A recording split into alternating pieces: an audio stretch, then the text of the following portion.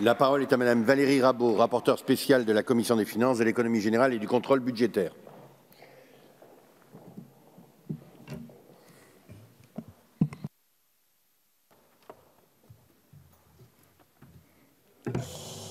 Monsieur le Président, Madame la Ministre, Mesdames et Messieurs les rapporteurs spéciaux et spéciales, mes chers collègues, la mission que je vais commenter à présent comporte les crédits de 2 comptes d'affectation spéciale et d'un compte de concours financier.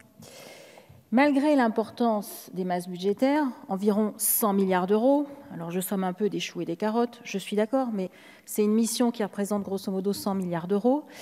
Cette mission est celle sur laquelle le Parlement n'a aucun pouvoir. Et pour vous donner tout à fait le fond de ma pensée, je me demande même pourquoi nous la présentons dans cet hémicycle. Pourquoi est-ce que, voilà peut-être, pourquoi est-ce que le Parlement n'a aucun pouvoir ? Sur le premier compte d'affectation spéciale, ce sont les participations de l'État. 76 milliards d'euros investis par l'État dans des participations. Eh bien, mes chers collègues, cette année, j'ai décidé de dire les choses sujet vers complément pour vous dire que le Parlement ne peut pas participer à la stratégie de définition, la définition de la stratégie actionnariale de ce compte d'affectation spéciale. Nous sommes donc des spectateurs qui ne pouvons que commenter les décisions qui sont prises par le gouvernement et par l'Agence des participations de l'État. Le Parlement n'est pas non plus appelé à voter les mouvements financiers, c'est-à-dire les achats et ventes de titres. Chaque année, nous votons une sorte de budget qui ne ressemble pas à grand-chose, puisque certaines années, pendant 10 ans, nous avons voté 5 milliards de dépenses et 5 milliards de recettes. L'année dernière, c'était 10 milliards de dépenses et 10 milliards de recettes, pour in fine n'avoir que 250 millions d'euros de mouvements sur ce compte. Donc on sait très bien, nous en avons déjà débattu dans cet hémicycle, que les chiffres qui sont présentés et qui sont soumis au vote sont relativement, je dirais, factices, puisque l'objectif est d'éviter de donner de l'information aux investisseurs, ce que je comprends parfaitement, mais dans ce cas, je ne vois pas pourquoi nous voterions un compte sur lequel nous n'avons aucun impact. Et enfin, le Parlement n'a aucun impact sur l'affectation des dividendes qui sont versés par les titres détenus par l'État, tout simplement parce que ces dividendes ne vont pas à l'Agence des participations de l'État, mais tombent directement dans le budget général. Donc, au final, mes chers collègues, nous sommes spectateurs de ce compte d'affectation spéciale. Je vais y revenir. Pour ma part, j'ai fait plusieurs propositions que je vais pour la 3e fois réitérer cette année, qui viseraient à modifier la loi organique aux lois de finances pour faire en sorte que les dividendes soient affectés à l'Agence des participations de l'État, qu'il puisse y avoir un dialogue entre le Parlement et le gouvernement pour dire quelle est la part des dividendes qui reste au sein de l'Agence des participations de l'État, quelle est la part des dividendes qui revient au budget général de l'État. Je vais dire un mot du fonds d'investissement que vous avez créé pour l'innovation de rupture.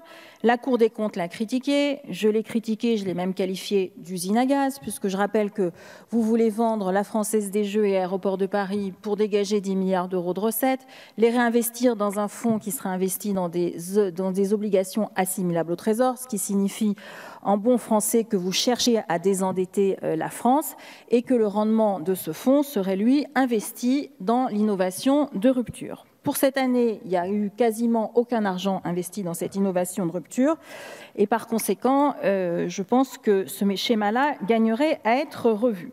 Le deuxième compte d'affectation spéciale qui fait partie de la mission, c'est la participation de la France au désendettement de la Grèce. Alors là non plus, mes chers collègues, nous ne sommes que spectateurs, puisque ce compte ne fait que refléter les décisions qui sont prises au niveau européen. Bon, ça, je le comprends un peu plus. Mais Madame la Ministre, le ministre Bruno Le Maire nous avait indiqué, donc je rappelle que le schéma de ce fonds, c'est que la France encaisse des intérêts via les prêts qu'elle a octroyés à la Grèce, que la Grèce devait remplir un certain nombre de conditions pour que ces intérêts lui soient restitués. Les pays de l'Union européenne ont décidé de ne pas restituer ces intérêts tant que les conditions ne seraient pas remplies. Finalement, en 2017, on a constaté que la Grèce remplissait ces conditions et que, par conséquent, il convenait de lui rembourser les intérêts que nous nous étions engagés à lui rembourser. Le ministre Bruno Le Maire nous avait dit que ce serait fait en 2019. Madame la ministre, il n'y a quasiment aucun remboursement qui a été fait en 2019.